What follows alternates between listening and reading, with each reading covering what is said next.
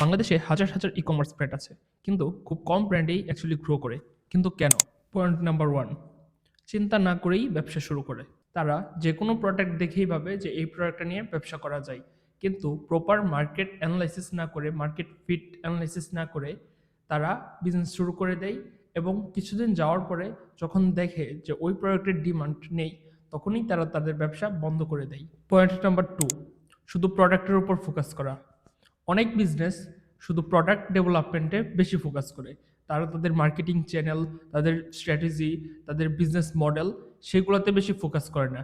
যার ফলশ্রুতিতে দেখা দেয় তাদের বিজনেস প্রোডাক্ট ডেভেলপমেন্ট হয় ঠিকই, কিন্তু সেই প্রোডাক্ট মানুষের কাছে প্রপারলি পৌঁছতে পারে না এবং এতে সেলও জেনারেট হয় না।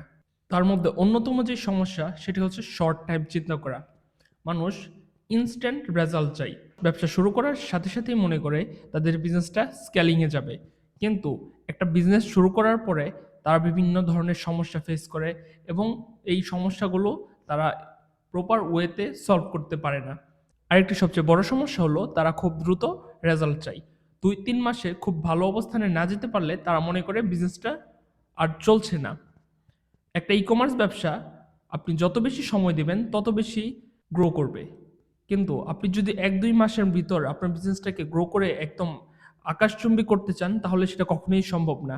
তাই ধৈর্যের অভাবের কারণে অনেক বিজনেস শুরু করেও সেটা আর কনসিস্টেন্সি স্কেল করতে পারে না।